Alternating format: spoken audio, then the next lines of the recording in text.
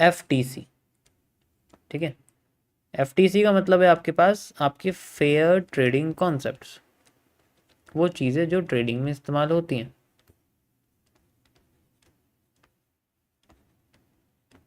देखो यहाँ जो मैं आपको बता रहा हूँ ये मेरी अपनी थ्योरी है, मैं क्या मानता हूँ मार्केट को वो मैं आपको बताऊंगा, ठीक है। मेरा किस तरीके से मार्केट में मैं सोचता हूँ उसके बारे में आपको बताऊँ, ठीक है। FTC, इसका मैं आपको आज से नए मॉड्यूल शुरू कर रहा हूँ, तो इसमें सबसे पहले जो हम लोग बात करेंगे वो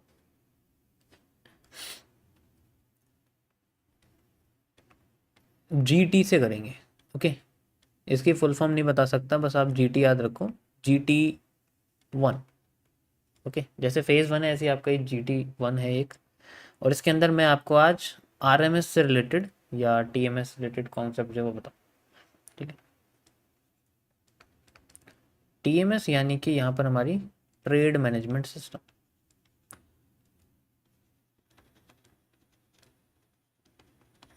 जैसे मैंने अभी रिसेंट में एक क्रैश कोर्स रिलीज़ किया था, जैसे मैंने फ्री दिया था सबको, ठीक है। तो उसी तरीके से मैंने अपने बर्थडे के दिन भी एक क्रैश कोर्स निकाला था, वो भी फ्री था, ठीक है, ओके। उसके अंदर मैंने RMS, TMS और CMS के बारे में एक्सप्लेन किया हुआ है।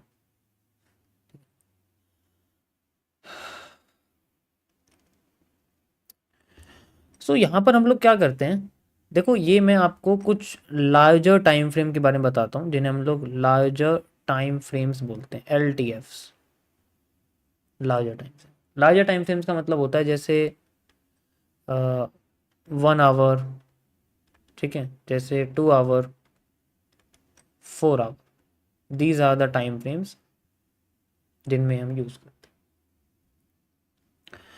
और भी हैं जैसे 15 मिनट्स, एग्जीक्यूशन के बता रहा हूँ मैं आपको, 30 मिनट्स, ये वो टाइम फ्रेम है जिसमें ट्रेड लगाई जाती है, ये वो टाइम फ्रेम है जिसमें ट्रेड लगाते नहीं है लेकिन देखते हैं हम लोग, ठीक है।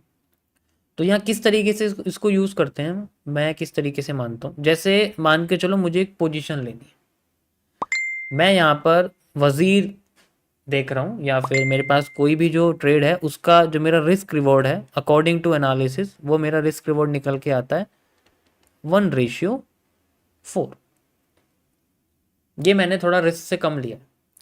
तो अब मुझे इसमें ये देखना पड़ेगा कि जनरली मेरे पास 1:4 है ना, तो इसके अंदर हमेशा मेरा जो 1 है इसका मतलब क्या होता है गाइस, 1 का मतलब होता है रिस्क कितना है मेरा, ये डिपेंड करता है मेरा रिस्क कितना है। 1 का मतलब अगर मैं अपने बैलेंस का 1% लेता हूँ तो हमेशा 1% जाएगा, और अगर मैं 2% लेता हूँ तो मेरा 2% जाएगा। तो यहाँ रिस्क 1 है तो 2 से मल्टीप्लाई तो आपका 2, तो 1:4 है तो 2:8 निकलेगा, समझ रहे हो ना।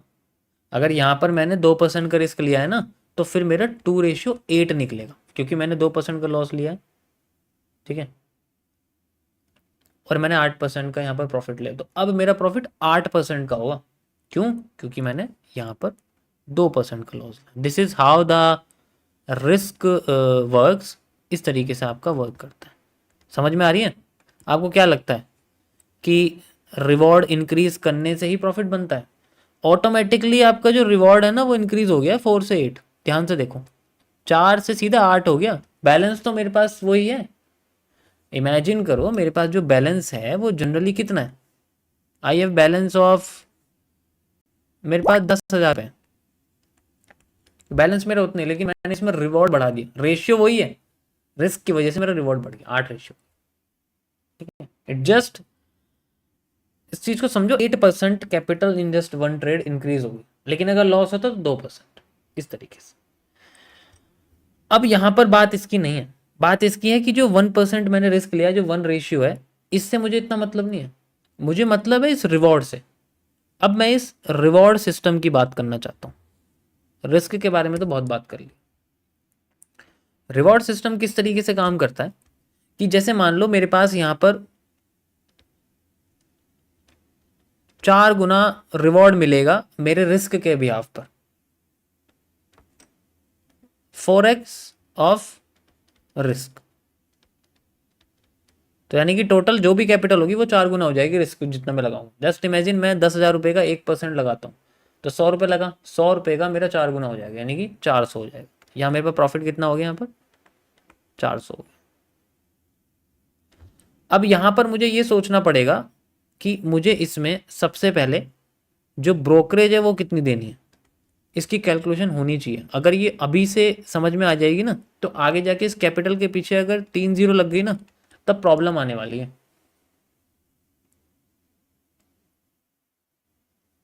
समझ आ रही है? अभी तो समझ में नहीं आ रही, क्योंकि अभी उसके पीछे इतनी जीरो नहीं। एक्सपीरियंस से बता रहा हूँ, जब जीरो लग जाती है ना इसके पीछे, धीरे धीरे जब कंपाउंडिंग होती है, मेहनत करेंगे तो पैसा बनता है।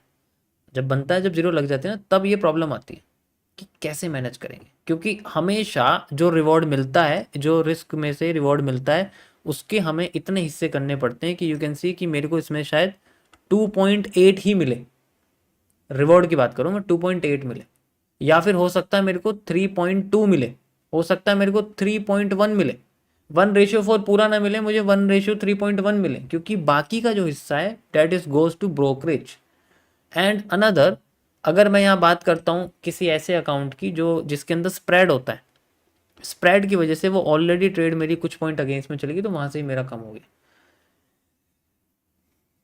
समझ में आ रही है मैं क्या कह रहा हूँ? ये बहुत इंपॉर्टेंट है, बहुत ज़्यादा इंपॉर्टेंट, और ये हर चीज़ में होता है। आप प्रॉपर्टी खरीदने जाओगे ना, वहाँ भी होता है। बीच में मिडल मैन होता है, उसको देखो। इसी तरीके से हम डायरेक्ट इन्वॉल्व कर लें सामने वाली पार्टी को, जो मुझे वहाँ पर प्रॉपर्टी दे रहा है, तो मेरा ब्रोकरेज बच जाएगा या कम हो जाएगा। मान लो कम हो जाएगा या बच जाएगा, कुछ ना कुछ तो होगा। इसी तरीके से यहाँ पर होता है। हमें पता होना चाहिए कि हमारे पास जनरली रिवॉर्ड जो आ रहा है उसको हमें पूरा यूटिलाइज नहीं करना। और इसमें से अब जैसे मैंने आपको बोला, एवरेज मान के चलो 3 का रिवॉर्ड आता है, 1 मेरे पास इसमें से आफ्टर दिस कटिंग करने के बाद मेरे पास जो प्रॉफिट है वो मेरे पे 3x बचता है मेरे रिस्क का, 3x ऑफ रिस्क। अब मैंने 1% लिया था, मेरा बैलेंस 3% ग्रो हो गया, हो गया। अब मेरा 3% का मतलब ये नहीं कि मेरा प्रॉफिट है, अभी मैं समझाता हूँ आपको।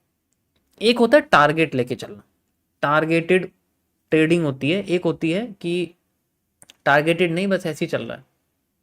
टारगेटेड ट्रेडिंग कैसे होती है? उसमें ना बंदा एक रेंज लेके चलता है। जैसे रेंज होती है, जैसे मैंने आपको बताया ना, 6 मंथ्स की रेंज होती है।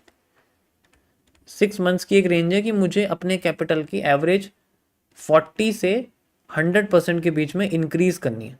या मान के चलो मैं 60 से लेता हूँ, 60 या चलो 80 से ले लेता हूँ, मान लो 80 से 100% के बीच में मुझे कैपिटल अपनी ग्रो करनी है। एग्जाम्पल बस आपको बता, ठीक है। अब यहां पर जैसे इस रेंज के पास जैसे 81 हो जाती है, 82 हो जाती है, इसका मतलब है कि अब मेरा टारगेट हो चुका है। इस केस तक, यहां तक मुझे अपना सिर्फ अपनी जो कंपाउंडिंग क्रिएट करनी है, उससे पहले इसमें से कुछ निकालना नहीं। यहां तक मेरी कंपाउंडिंग होगी, देन अब मैं दोबारा से अपना बैलेंस जो मेरा प्रॉफिट है उसे पूरा निकालूंगा। एंड फिर उसके बाद मतलब डिपेंड करता है, अगर मैं पूरा निकालना चाहूँ तो मैं पूरा निकाल सकता हूँ। अगर मुझे लगता है मेरे पे कैपिटल अच्छी खासी है, तो मैं अब उसका 20% निकाल सकता हूँ, बाकी का अमाउंट फिर से नेक्स्ट कंपाउंडिंग में शुरू कर सकता हूँ, ताकि वो कैपिटल और बड़ी हो जाए, और बड़ी हो जाए, और बड़ी हो जाए। इस तरीके से ये चीज़ होती है। दैट इज़ हाउ कि इसको कैसे यूज़ किया जाता है, ठीक है। अगर मैं इसकी 4 ट्रेड ले लूँगा तो मेरे पे 30% तो ऐसे हो जाएंगे। 10 ट्रेड ले लूँगा तो 1:3 के 3 रेट तो ऐसे हो जाएंगे, लेकिन हर बार आते तो नहीं है ना। समझ में आया? यहाँ तक समझ में आया? थोड़ा सा ये सिस्टम समझ में आया कैसे काम करता है? ठीक है, ये मेरा अपना मानना है जनरली, ये मेरा अपना मानना है। अब अब क्या माइंड में चीज़ चलती है कि मेरा जो यहाँ पर 3% का प्रॉफिट, यानी कि 3 रिवॉर्ड मेरे पास आया है, दिस इज माई 3 रिवॉर्ड। लेकिन मैं इनको 3 रिवॉर्ड नहीं मानूंगा। ध्यान से समझना मैं क्या मानूंगा।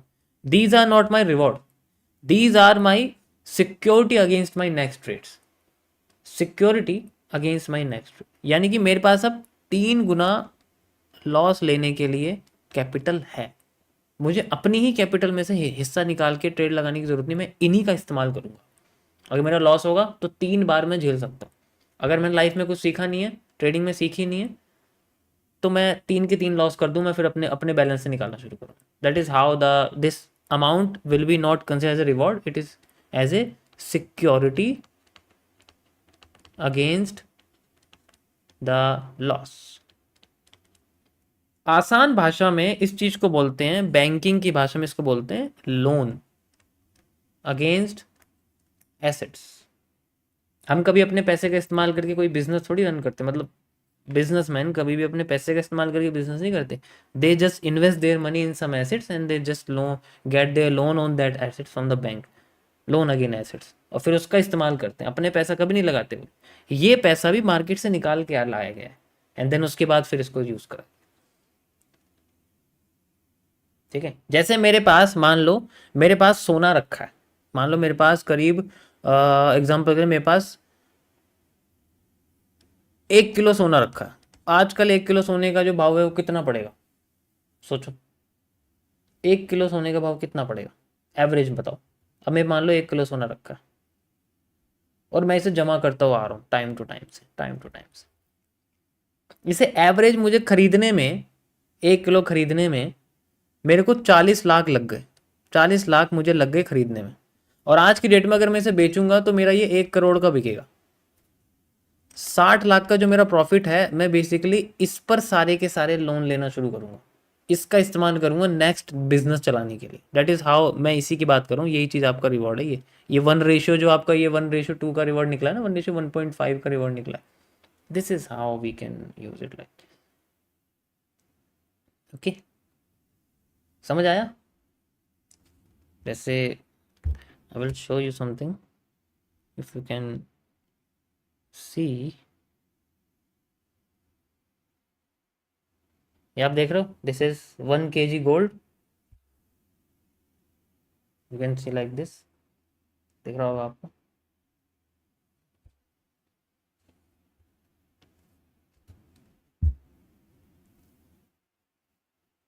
इसका मतलब बस मैं आपको एग्जांपल बता रहा हूँ, इसी तरीके से हमारा जो है कोई भी स्टॉक होता है, कोई भी चीज़ आती है, कुछ पे भी जब इंक्रीमेंट होती है तो हम उस पर लेते हैं जनरली।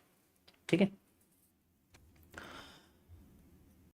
यही चीज़ें हमारी रिवॉर्ड में यूज। अब इसको रिवॉर्ड अगर समझ लिया तो बंदे क्या करेंगे, इसका इस्तेमाल करेंगे विड्रॉल में, जो कि सबसे बेवकूफ़ वाली बात है मेरे हिसाब से। नहीं, जब तक हमारा टारगेटेड अमाउंट नहीं होता then we can, we can't use it. ठीक है, हम इसको यूज नहीं करते, ये मेरा अपना मानना है generally. This is called a trade management system. ये मेरा अपना जो मैं सोचता हूँ समझता हूँ वो चीज़ है। ठीक है, समझ में आया? समझ में आया सभी को किस तरीके से इसको यूज़ करते हैं, कैसे इसको सोच के चलना पड़ता है?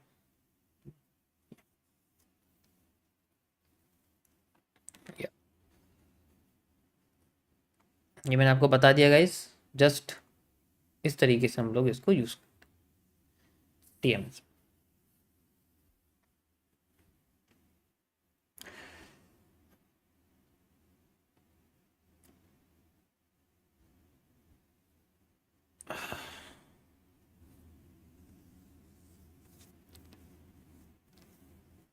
इसका स्क्रीनशॉट ले सकते हो अगर आपको लेना है तो। मैं